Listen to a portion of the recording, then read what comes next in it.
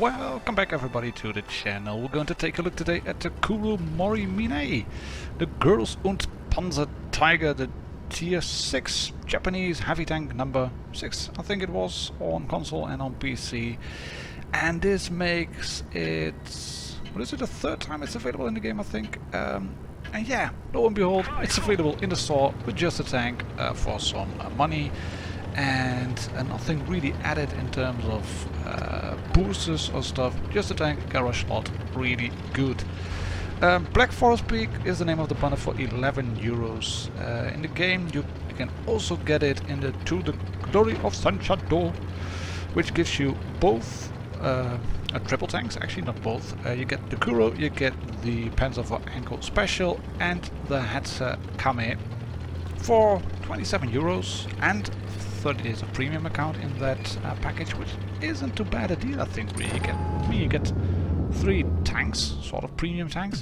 You get 30 days premium account. You get 3 garage slots for 27 euros. And if you would do the math on the slots and on the premium days, that would cost you about, how much is it? Let me check. 3,500 gold, and you can get the big gold package for 3,200. So say this is 11 to 13 euros worth of gold, the big package.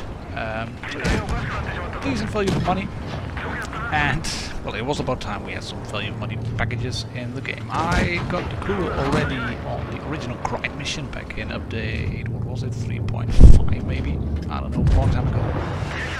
Managed to get the Ankle Special, the Hetzer as well from the Cup event, Girls and Panzer.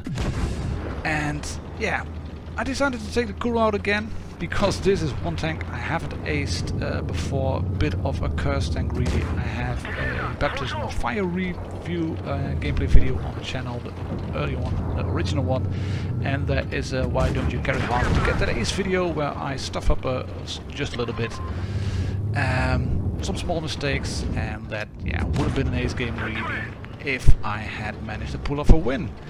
And lo and behold, on the second game I played now, I managed to grab the ace. Really wasn't that special a game, so this is also a bit of a tutorial.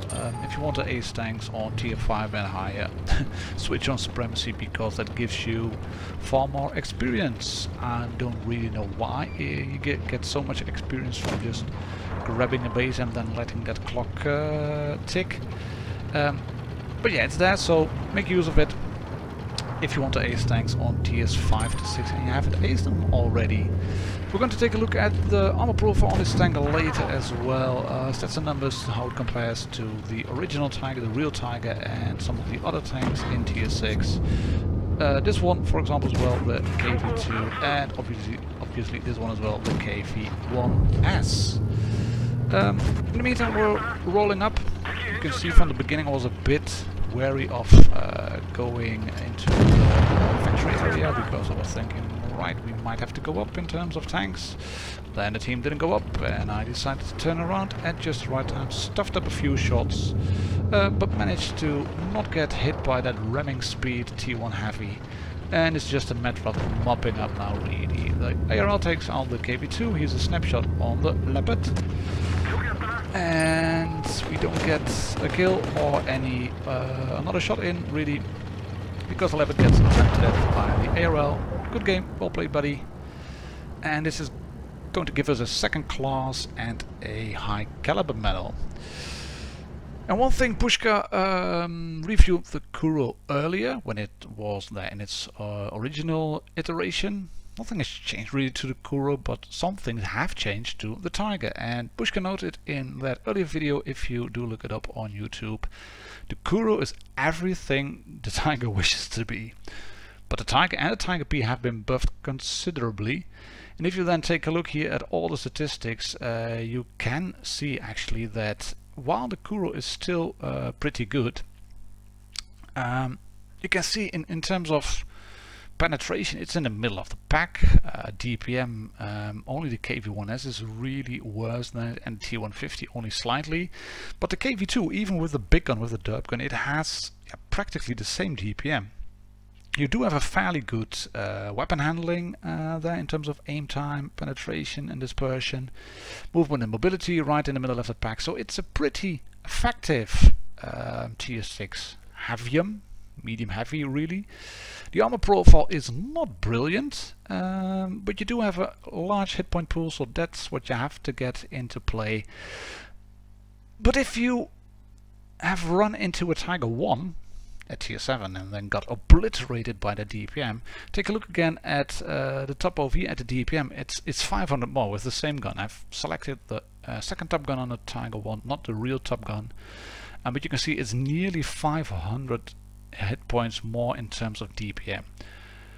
So don't expect this tank to just run forward and then shoot the crap out of reds, because the armor profile, while good from the perspective of a Sherman Firefly, and well, granted, the Firefly is an excellent gun, a tier 7 gun, whopping penetration, but yeah, you can see that one will go straight through your front plate, through your lower glacis plate. You can side scrape in it, but you will expose the front plates, because the Tiger is obviously just a box and you have to keep it angled like this. You have to keep that gun pointed over the track, really over the front drive wheel, and then wiggle around a bit.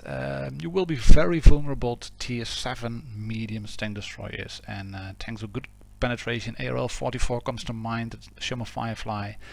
But if you then drive against tier 5 mediums, and here we are, we have the Panther. That one will go through as well, no problem whatsoever. They will tear you apart, because DPM wise you don't really have the edge. You can bounce a few shots on the mantlet, on the turret top, maybe wide tracks to allow you a bit of side scraping. But you can see the Panzer 4 with the dub gun has serious problems penetrating you, and even with the 7.5 centimeter Kampfwagenkanone of 401148, yeah, you can really bully them. You can really bully those tanks. This one, the Sherman M4 with the 76mm gun, that has better penetration values. But if you wiggle around it a bit, yeah, it will work. It will work. But just don't think that this is a Tiger at tier 6, because it is. And then again, it is not. Right.